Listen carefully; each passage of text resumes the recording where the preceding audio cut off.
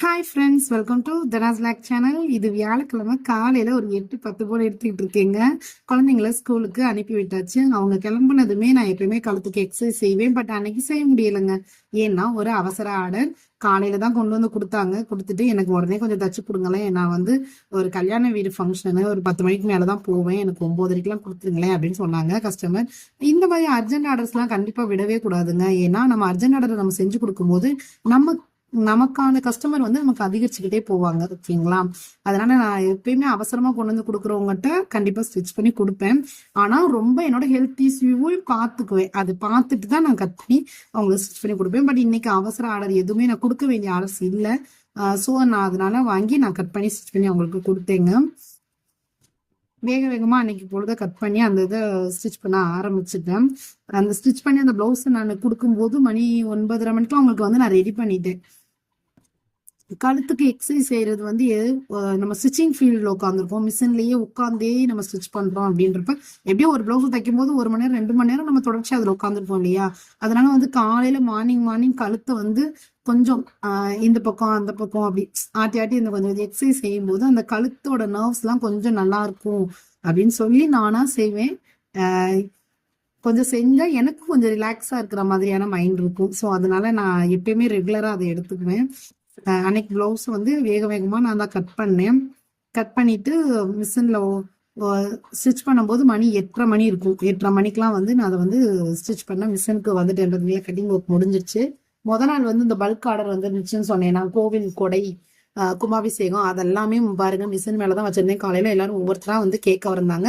எல்லாத்தையும் ரெடி பண்ணி வச்சிருந்தேன். அப்படியே அவங்க கேட்க எடுத்து அவங்க கையில கொடுத்தாச்சுங்க. சரி, அதுக்குள்ளேயே இதையும் நம்ம ஸ்டிச் பண்ணி 9:30க்கு வந்துருவாங்க அப்படின்னு சொல்லிட்டு மிஷின்லாம் கிளியர் பண்ணிட்டு தைக்க ஆரம்பிச்சுட்டேங்க. இந்த வீடியோல எண்டிங்ல வந்து வீப்பட்டி ஊக்பட்டி எப்படி வைப்பீங்க அப்படின்னு சொல்லி ஒரு சிஸ்டர் கமெண்ட் பண்ணியிருந்தீங்க. நான் எப்படி வீப்பட்டி ஊக்பட்டி ஸ்டிச் பண்ணுவேன் அப்படிங்கறத வந்து உங்களுக்கு வீடியோவோட எண்டிங்ல ஓட விடாம வீடியோவை வந்து ஃபாஸ்டா வைக்காம நார்மலா வச்சு உங்களுக்கு கிளியரா எக்ஸ்பிளைன் பண்ணியிருக்கேன். வீடியோவை ஸ்கிப் பண்ணாம ஃபுல்லா பாருங்க. இது வரைக்கும் வீடியோ பார்த்துருந்தீங்கன்னா ஒரு லைக் கொடுத்துருங்க. நீங்க உங்களோட லைக் கொடுக்கும்போது வீடியோவும் அடுத்தடுத்து மூவ் ஆகும். அது மட்டும் இல்லாம நீங்க லைக் கொடுக்கறது எனக்கு மோட்டிவேஷனலா இருக்கும் அப்ப அடுத்தடுத்து வீடியோஸ் போடுறதுக்கு. சேனல் வந்து நான் என்னோட சேனல்ல வீடியோஸும் அது மட்டும் இல்லாம அதாவது விளாக் டெய்லரிங் அன்னன்னைக்கு நான் என்ன தைக்கிறேன், அதுக்கான கூலி எவ்வளவு வாங்குறேன் அதை பத்தி தாங்க. பாருங்க, தைச்சிட்டு இருக்கும் போதே கரண்ட் போயிடுச்சு. எல்லாம் நம்ம நேரங்க அவசர ஆர்டர் வரும்போது இதுவும் சேர்ந்தே தான் வருது. மணியை பாத்தீங்க அப்படின்னா 8:30 மணிக்கு நான் ஸ்டிச் பண்ண உட்காந்து கரண்ட் போயிடுச்சு. என்ன பண்றது அப்படின்னு யோசிக்கும் போது அதை ஸ்டாண்ட்ல திருப்பி அதை இதை ஃபிட் பண்ணும்போது பாக்குறேன் லைட் எரிஞ்சிருச்சு, கரண்ட் வந்துருச்சு.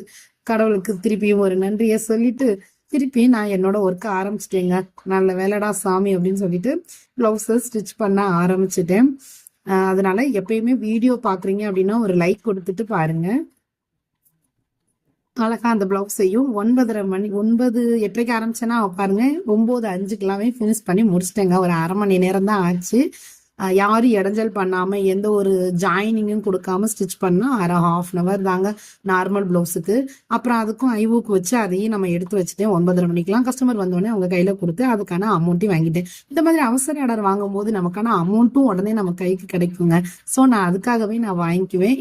அன்னைக்கான செலவுக்கு நமக்கு ஆகும் இல்லையா? அதுக்காக அன்னைக்கு நைட்டு ஈவினிங் போல நான் வெளியே கோலம் போட போகும்போது இந்த 2 பூனைக்குட்டியும் வந்து ஒரு சாக்கடைக்குள்ள விழுந்துட்டு வீல்னு கத்துச்சு. அப்புறம் அதை கொஞ்சம் எடுத்து விட்டு குளிக்க வச்சு அதை குழந்தைங்க 2 பேரும் வச்சு அதுக்கு ஒரு பாலை வச்சு விளாண்டுக்கிட்டு இருந்தாங்க. அப்புறம் நான் நைட்டு வந்து அதை வந்து தாய்கிட்டயே விட்டுறணும், தாய் தூக்கிட்டு போயிடும், நீங்க விட்டுருங்கன்னு சொல்லி நைட்டு திருப்பி வெளியில ஒரு கோவில் கிட்ட வந்து ஒரு இடம் இருக்கு, கொஞ்சம் இடம், அந்த இடத்துல வச்சுட்டேன். மறுநாள் காலையில எழுந்துச்சு பார்க்கும்போது அந்த குட்டி 2மே இல்லை. அப்புறம் மறுநாள் இன்னைக்கு வீடியோ உங்களுக்கு நான் எடிட்டிங் பண்ணிக்கிட்டு இருக்கிற இன்னைக்கு ஈவினிங் வந்து பக்கத்துல உள்ளவங்க சொன்னாங்க, பூனை வந்து அந்த குட்டியை வந்து பக்கத்துல ஒரு ஓட்டு வீட்டுல வச்சிருக்குமா தாய் பூனை அப்படின்னு சொன்னாங்க. பரவாயில்ல, அந்த குட்டி வந்து தாய் பூனை கிட்ட போயிடுச்சு, நல்ல வேலை எந்த ஒரு நாயும் கவி கொண்டு போகாம இருந்துச்சுன்னு சொல்லி ரொம்ப சந்தோஷமா இருந்துச்சுங்க. பூனைக்குட்டியும் அவங்க அம்மாவோட சேஃப் ஆயிடுச்சு அப்படின்னு சொல்லி குழந்தைங்களும் கொஞ்சம் சந்தோஷப்பட்டாங்க. ஏன்னா நான் தூக்கி வைக்க சொல்லிட்டேன்னு அந்த நாய் எதுவும் தூக்கிட்டு போயிடுச்சுன்னா பூனை செத்து போய் இருந்துச்சுன்னா அப்படின்னு சொல்லி என் குழந்தைங்க வேற என்னையும் சத்த போட்டுக்கிட்டே இருந்தாங்க. கடைசி இப்ப இன்னைக்கு அவங்கள்ட்ட பக்கத்துலதான் இருக்குன்னு சொன்னோம். அவங்களே அதை பார்த்துட்டு வந்தோடனே சரி அது அம்மா கிட்டதாம்மா இருக்கு அப்படின்னு சொல்லி அவங்களே சந்தோஷப்பட்டாங்க. நல்ல வேளை நான் எதுவும் தூக்கிட்டு போகல அப்படின்னு சொல்லி. இது மறுநாள் காலையில அதே மாதிரி இன்னொரு பிளவுஸ், நார்மல் பிளவுஸ் கட்டிங் தாங்க. இது உங்களுக்காக தான் நான் எடுத்துட்டு இருக்கேன். நம்ம சிஸ்டர் கேட்டா வீப்பட்டி ஊக்பட்டி எப்படி ஸ்டிச் பண்றது அப்படிங்கிறத ஸ்டிச் பண்ணி காட்டிடலான்னு சொல்லி அன்னைக்கு இந்த நார்மல் பிளவுஸ் எடுத்து கட் பண்ண ஆரம்பிச்சிட்டேங்க. பண்ணது வந்து நேர் கட்டிங். இப்போ இந்த பிளவுஸ் வந்து கிராஸ் கட்டிங். ஸோ பிளவுஸை கிராஸ்ல போட்டு ஃபிட் பண்ணி எடுத்திருக்கேன். நம்ம பிளவுஸ் கட் பண்றது எல்லாமே ஒரே மெத்தட் தான். பட் ஆனால் கிராஸ் கட்டிங்னா எந்த சைஸ்ல போடணும், எந்த ஷேப்ல போடணும் அப்படிங்கிறது ரொம்ப முக்கியமானது. நேர் கட்டிங்னா எப்படி போடணும், கிராஸ் கட்டிங்னா எப்படி போடணும் அப்படின்னு சொல்லி பிகினர்ஸ்க்கு கண்டிப்பா தெரிஞ்சிருக்கணும்.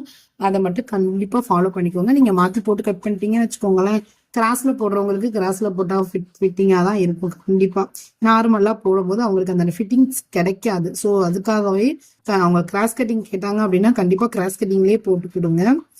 துணி பத்தாது அப்படின்னா கண்டிப்பா அவங்கள்ட்ட எக்ஸ்பிளைன் பண்ணுங்க, துணி எங்களுக்கு இது பத்தாது கிராஸ் கட்டிங்க்கு அப்படின்றத பண்ணி, அது போக எனக்கு அப்போ பரவாயில்ல நேர் கட்டிங் போட்டுருங்கன்னு சொன்னாங்கன்னா நீங்க நேர் கட்டிங்ல போட்டு கொடுங்க. அதை மீறி நீங்களே போட்டு கொடுத்தீங்க அப்படின்னா உங்களுக்கு கண்டிப்பா கஸ்டமர் வந்து குறைய ஆரம்பிச்சிருவாங்க. அதனால நீங்க அதை வந்து எப்பயுமே ஃபாலோ பண்ணிக்கோங்க. இந்த பிளவுஸையும் கட் பண்ணி ஸ்டிச் பண்ணி நம்மளோட வேலையை ஆரம்பிச்சாச்சு. இந்த நார்மல் பிளவுஸுக்கு அடுத்தடுத்து டெய்லி 100, 200 நான் வாங்கிட்டேங்க. அவசரமான தைச்சு கொடுத்தோம்னு வச்சுக்கோங்களேன், நமக்கு உடனே கையில காசு வந்துடும். ஸோ ஏன்னா அவங்க வந்து லேட்டா கொடுக்குற மாதிரி அதாவது சொல்லுவாங்க இல்லையா, நான் வந்து 2 நாள் கழிச்சு தரேன் சிஸ்டர் அப்படின்னு சொல்லுவாங்க. ஆனா நான் அவசரமா கேட்கறவங்களுக்கு நம்ம அதை உடனே நம்மளும் அவசரமா அவங்களுக்கு தைச்சு கொடுக்கும்போது அவங்களால அந்த வார்த்தையவே சொல்ல முடியாது. ஏன்னா நமக்கு உடனே கொடுத்து தைக்க சொல்லியிருந்தோமே, அவங்களுக்கு எப்படி நம்ம காசு நாளைக்கு தரேன்னு சொல்றது அப்படின்னு அவங்க மைண்டுக்கே அது ஒரு உறுத்தலா இருக்கும். ஸோ அந்த மாதிரினால உங்களுக்கு கண்டிப்பா எனக்கு வந்து இன்னைக்கு 200 வேணும் அப்படின்னா அவசர ஆர்டர்ஸ் வந்துச்சுன்னா நீங்க அதை பெனிஃபிட் கொடுங்க. மற்ற துணிகளை ஓரங்கட்டி வச்சுட்டு கூட இதை ஸ்டிச் பண்ண ஆரம்பிங்க. ஏன்னா அவங்க அந்த மாதிரியான கஸ்டமர் வந்து அமௌண்ட் வந்து உங்க கைக்கு உடனே வரும். நம்ம தைக்கிறதே, அதாவது லேடிஸ் நம்ம வீட்டுல இருந்து தைக்கிறதே காரணமே நம்மளோட கையில ஒரு செலவுக்கு வேணும் அப்படிங்கறதுதான். சரி, ஓகே, நம்ம வீப்பட்டி ஊப்பட்டி எப்படி தைக்கிறதுன்னு பாத்துடலாமா? இப்ப பாருங்க, நார்மலா எக்ஸ்ட்ரா கிளாத் இருந்ததை நான் எடுத்துக்கிறேன். எடுத்துட்டு அது வந்து 2 கிளாத்தா இருக்கு. ஸோ ஒன்று மேல ஒன்று போட்டு நான் கட் பண்றேன். ஓகேங்களா, 2 கிளாத்து. அகலம் வந்து 2.5 இன்ச்சு மார்க் பண்றேன். அகலம் வந்து 2.5 இன்ச்சு. ஒரு சைடு 1.5 இன்ச்சு, ஒரு சைடு 2 இன்ச்சு, இப்படிலாம் எங்களுக்கு டெய்லரிங்ல சொல்லி கொடுத்தாங்க அப்படின்லாம் நிறைய பேருக்கு தோணும். பட் நான் ஆனா என்னோட மெத்தட்ல ஸ்டிச் பண்றதுல நான் உங்களுக்கு சொல்றேன். ஓகேங்களா, நான் ரெண்டுமே 2.5 இன்ச்சு தாங்க எடுப்பேன். ஓகேங்களா, 2.5 இன்ச்சு தாராளமா போதும். 2.5 இன்ச்சுங்கிறது கரெக்டா தாராளமா இருக்கும். அதே மாதிரி நீளம் எவ்வளவு வேணும் அப்படின்னா நம்ம பிளவுஸ் வந்து அளந்து பாருங்க. அந்த பிளவுஸ்ல நம்ம ஃபிட் பண்ண போற அந்த இடத்துல அளந்து பாருங்க. அளந்து பார்க்கும்போது எவ்வளவு இன்ச்சஸ் வேணும் அப்படிங்கறத அளந்துட்டு அதுக்கு தக்கன கட் பண்ணிருங்க. ஓகேங்களா, இது வந்து ஒரு 8 இன்ச்சு அப்படின்னா கூட 1 இன்ச்சு, ஒரு 9 இன்ச்சு வச்சுக்கோங்க. ஏன்னா எக்ஸ்ட்ராவா மேலேயும் கீழேயும் கொஞ்சம் கிளாத் வந்தா ரொம்ப நல்லது, அப்பதான் உங்களுக்கு கரெக்டா இருக்கும். இப்ப ரெண்டுமே நான் 2.5 இன்ச்சு 2.5 இன்ச்சுக்கு 2 பீஸ் எடுத்துக்கிட்டேன். இப்போ ஒரு சைடு வந்து நான் வந்து ஃபிட் பண்ண போறேன். இந்த மாதிரி தான் நம்ம ஃபிட் பண்ணணும். இப்ப அதுக்கு முன்னாடி 2 லெஃப்ட் சைடு ரைட் சைடு ரெண்டுமே இருக்கும். இப்ப லெஃப்ட் சைட்ல வந்து நம்ம எந்த பட்டி பீஸ்ல நம்ம ஊக்குப்பட்டி தைக்கும் போதுமே நம்ம எப்படி ஸ்டார்ட் பண்ணணும் அப்படின்னா மேல இருந்து ஸ்டார்ட் பண்ணக்கூடாதுங்க. பட்டி பீஸ்ல இருந்து ஸ்டிச் பண்ற மாதிரி நம்ம வச்சுக்கணும். அப்போ ஒரு இது நம்ம பட்டி பீஸ்ல இருந்து ஸ்டிச் பண்ணும்போது ஒரு இது ராங் சைடாவும் இன்னொரு இது ரைட் சைடாவும் வரும். ஓகேங்களா, முதல்ல ராங் சைடு இது நான் எடுத்திருக்கேன். அதுல கொஞ்சம் 1/4 இன்ச்சு துணி மேல வச்சு அதை பின்பக்கமா மடக்கிட்டு 1/4 இன்ச்சுக்கு அப்படியே நேரா ஒரு தையல் கொடுத்துடுறேன். நேரா தையல் கொடுத்துருங்க. இது அப்படியே அந்த துணியை நீங்க எடுத்து விடும்போது பிசுறு எதுவுமே இல்லாம நீட்டா உங்களுக்கு இருக்கு பாருங்க. பிசுறு வந்து உள்பக்கமா மடங்கிரும். அது வந்து நல்லா இருக்கும், அது பார்க்கவே நீட்டா இருக்கும். இப்ப கெட்ட பக்கத்துல நம்ம வச்சிருக்கோம் இல்லையா, 1/4 இன்ச்சு துணி வெளியே விட்டுருந்தோம் இல்லையா, அந்த அளவுக்கே துணியை மடிக்கணும். அந்த 1/4 இன்ச்சு துணி வெளியே விட்டுருக்க அளவுக்கு அப்படி துணியை மடக்கிடுங்க. மடக்கி முன்பக்கமா அப்படி திருப்பிடுங்க. திருப்பிட்டு மீதி நம்ம வீப்பட்டி வைக்கிறதுக்கு எவ்வளவு இன்ச் வேணும், ஒரு 1 இன்ச்சு கிட்ட வேணும். ஸோ 1 இன்ச்சு மார்க் பண்ணிக்கோ. நான் உங்களுக்கு சொல்றதுனால நான் மார்க் பண்ணி காட்டுறேன். 1 இன்ச்சு மார்க் பண்ணிட்டு மீதி எவ்வளவு கிளாத் இருக்கும் அதை அப்படியே உள்ள மடக்கி நேரா ஒரு தையல் போட வேண்டியதாங்க. அடிச்சு நேரா திருப்பிடணும்.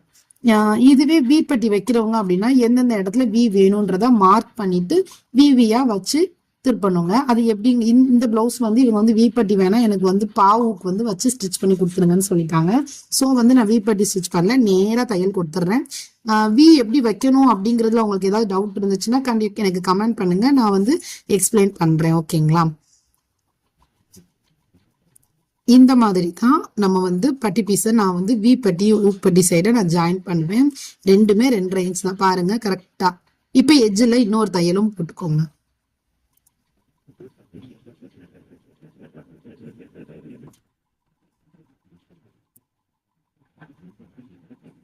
கொஞ்சம் கனமா இருக்கிறதுனால மிஷின்ல மாட்டிச்சு, த்ரெட் வந்து கட் ஆயிடுச்சு. ஸோ திருப்பி நான் வந்து த்ரெட்டை சரி பண்ணிட்டு தான் மாட்டி ஸ்டிச் பண்ணேன்.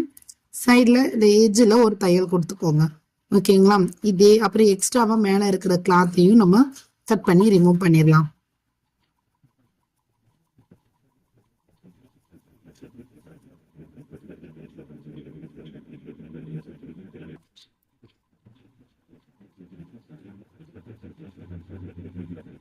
அங்கங்க பிசுறு த்ரெட் வர்றதையும் டக்கு டக்கு நம்ம அப்பயே கட் பண்ணிட்டோம்னு வச்சுக்கோங்களேன், தனியா அதுக்கு உட்காந்து கட் பண்ண வேண்டாம். இப்ப எக்ஸ்ட்ராவா இருக்கிற பீஸ் கரெக்டா அந்த ஷேப்லயே கட் பண்ணி எடுத்துருங்க. அதே மாதிரியே தான் இப்ப லெஃப்ட் சைடு ராங் சைட்ல வச்சு தைச்சோமா, இப்ப இன்னொன்னு நீங்க எடுத்து தைக்கும் போது பட்டி பக்கமா இருந்து ஜாயின் பண்ணும்போது அது ரைட் சைட்ல வரும். ஓகேங்களா? நல்ல பக்கத்துல வரும். இப்ப இன்னொன்னு எடுத்து காட்டுறேன் பாருங்க. இப்ப இதுக்கும் அதே 2.5 இன்ச் துணி தான் நான் எடுத்திருக்கேன்.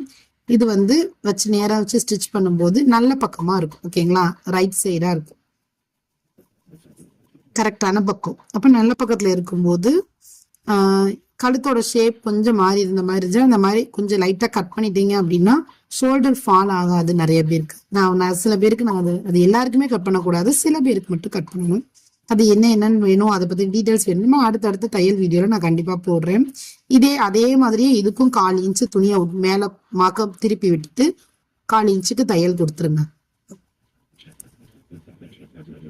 முதல்ல கெட்ட பக்கத்துல வச்சு தைக்கும் போது நம்ம எவ்வளவு தையல் துணி விட்டுருக்கோமோ அந்த துணி அகலத்துக்கு ஒரு 1/4 இன்ச்சுக்கு மடிக்க சொன்னேன் இல்லையா, மடிச்சு பைப்பிங் மாதிரி இப்படி வச்சுட்டு திருப்ப சொன்னேன் இல்லையா, இதுக்கு வந்து 1/4 இன்ச்சு வைக்காம 1 இன்ச்சு வைங்க. 1 இன்ச்சு வச்சு மீதி துணியை அப்படியே உள்ளேயே மடக்கிடுங்க. அது அப்படியே நீங்க 2ஆ மடக்கி உள்ள வச்சுட்டு அப்படியே தையல் கொடுத்துட வேண்டியதாங்க. ஏன்னா அந்த 1 இன்ச்சு எதுக்கு அப்படின்னா அதுலதான் நம்ம மாற்ற ஊக்க வந்து அந்த இடத்துலதான் ஃபிட் பண்ண போறோம். பாருங்க கரெக்டா அந்த ஷேப்புக்கு ஒண்ணு போல வச்சு நேரா தையல் கொடுத்து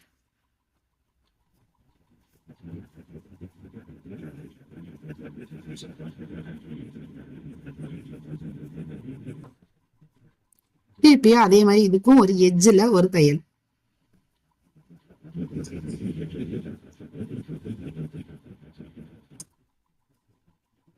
இப்ப எக்ஸ்ட்ரா கிளாத் மேல தூத்திட்டு இருக்கு பாத்தீங்களா, அதையும் நம்ம கட் பண்ணி எடுத்துடலாம் ஷேப் மாறாம. இப்ப கரெக்டான லெஃப்ட் சைட் ரைட் சைட் கரெக்டா இருக்கான்னு சொல்லி வச்சு பாருங்க.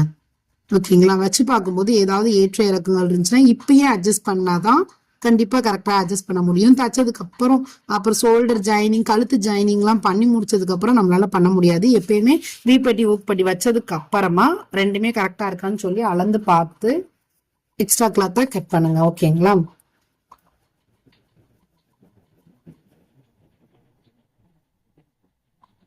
ஒண்ணு போல வச்சு பாக்குறேன், கொஞ்சம் மட்டும் லேசா மட்டும் எக்ஸ்ட்ராவா இருக்கு. அதை கரெக்டா அந்த சாப்பீஸ் வச்சு அதை ஒரு மார்க் பண்ணிட்டு அந்த நெக்கு வந்து மாறாம கரெக்டா கட் பண்ணிருங்க. சாப்பீஸ் வச்சு அதை ஒரு மார்க் மாதிரி லைட்டா, ஃபுல்லா கர்வ் எல்லாம் கட் பண்ணக்கூடாது. நம்ம எந்த இடத்துல கொஞ்சம் கூட இருக்கு அதை மட்டும் அப்படியே கர்வ் சேஃப்ல அப்படியே கட் பண்ணி மேல வரைக்கும் கொண்டு போக கூடாது. கீழேயே நம்ம லைட்டா அப்படியே லைட்டா மைல்டா கட் பண்ணி எடுத்துடணும். இந்த மாதிரி நம்ம கட் பண்ணும்போது ஷேப்பும் மாறாது, கழுத்தோட அளவும் கரெக்டா இருக்கும். இப்ப ரெண்டையும் வச்சு காட்டுறேன் பாருங்க, ஒரே ஷேப்ல நீட்டா இருக்கு. ஸோ இதை அப்படியே நம்ம ஷோல்டர்ல ஜாயின் பண்ணி அவங்களுக்கு வந்து பிளவுஸை ஃபினிஷ் பண்ணி கையில கொடுத்துடலாங்க. இது வந்து இப்ப நான் இந்த வீப்பட்டி ஊப்பட்டியை ஸ்டிச் பண்ணி காட்டியிருக்கிறது உங்களுக்கு புரிஞ்சிருக்கும்னு நினைக்கிறேன். இதுல ஏதாவது டவுட் இருந்துச்சுன்னா மறக்காம எனக்கு கமெண்ட் பண்ணுங்க. இது மட்டும் இல்லைங்க, நம்ம இன்னைக்கான அந்த நார்மல் பிளவுஸுக்கு நான் வாங்கின கூலி வந்து 100 ரூபாய் 100 ரூபாய், 2 பேருக்குமே 100 ரூபாய் வாங்கினேன். இது 2 நாள் விளாக் மட்டும்தான், வியாழன் வெள்ளி. அது 2 நாளுமே நல்லா நார்மல் பிளவுஸ் தான் தைக்க முடிஞ்சிச்சு. வீடியோவே எடுக்கணும் தைக்கணும் அப்படிங்கிறப்ப எனக்கு கொஞ்சம் டைமிங் வந்து இதாகுது. அதனாலதான் நார்மலா அந்த செட் சாரீஸ்லாம் வேற வேற ஊக்கு வைக்க வேண்டிய வேலையெல்லாம் இருந்துச்சு, அதெல்லாம் வேற ஈவினிங் உட்காந்து பார்த்து அவங்களுக்கு கட் பண்ணி ஸ்டிச் பண்ணி கொடுத்துட்டு இருந்தேன்னா அதனாலதான் வந்து இன்னைக்கு என்னால் 2 பிளவுஸ் தைக்க முடியல. நார்மலா ஒரு பிளவுஸ். ஆனா எப்பயுமே ஒரு பிளவுஸ் ஆவது கண்டிப்பா ஃபினிஷ் பண்ணிடுவேங்க. ஒரு நாளுக்கு 100 ரூபாய் 200 ரூபாய்ன்றது மைண்ட்ல ஃபிக்ஸ் பண்ணிக்குவேன். 200 ரூபாய்க்கு எப்படியாவது தச்சிருவேன். அதனால அப்பனாதான் எனக்கு ஒரு அது வந்து ஏர்னிங்ஸ் வந்து கரெக்டா இருக்கும். ஓகேங்களா? இதை நெக்ஸ்ட் வீடியோல நான் எப்படி ஒரு நார்மல் பிளவுஸை ஃபுல்லாவே ஸ்டிச் பண்றது அப்படிங்கிற வீடியோவை டீட்டெயில்டா நான் உங்களுக்காக போடுறேன். வீடியோவை ஸ்கிப் பண்ணாம பார்த்ததுக்கு ரொம்ப நன்றி. வீடியோ பிடிச்சிருந்துச்சுன்னா திருப்பி திருப்பி சொல்றது ஒரே ஒரு லைக், உங்களோட கமெண்ட், இது ரெண்டுக்காக வந்தாங்க. நான் அதை கமெண்ட் படிக்கும் போதும் சரி, லைக் பார்க்கும் போதும் சரி, எனக்கு மோட்டிவேஷனலா இருக்கும் அடுத்தடுத்த வீடியோஸ் போடுறதுக்கு. இந்த விளாக் உங்களுக்கு பிடிச்சிருந்துச்சு அப்படின்னா மறக்காம ஒரு லைக் கொடுத்துருங்க. வீடியோவை இதே மாதிரி விளாக் சம்பந்தமா, டெய்லரிங் டிப்ஸ் சம்பந்தமா சேனல் வீடியோஸ் பார்க்கறதுக்கு என் சேனலை சப்ஸ்கிரைபும் பண்ணிக்கோங்க. தேங்க்ஸ் ஃபார் வாட்சிங். இந்த பிளாக்ஸையும் ஃபினிஷ் பண்ணி கஸ்டமர்கிட்ட கொடுத்தாச்சு. பாய்.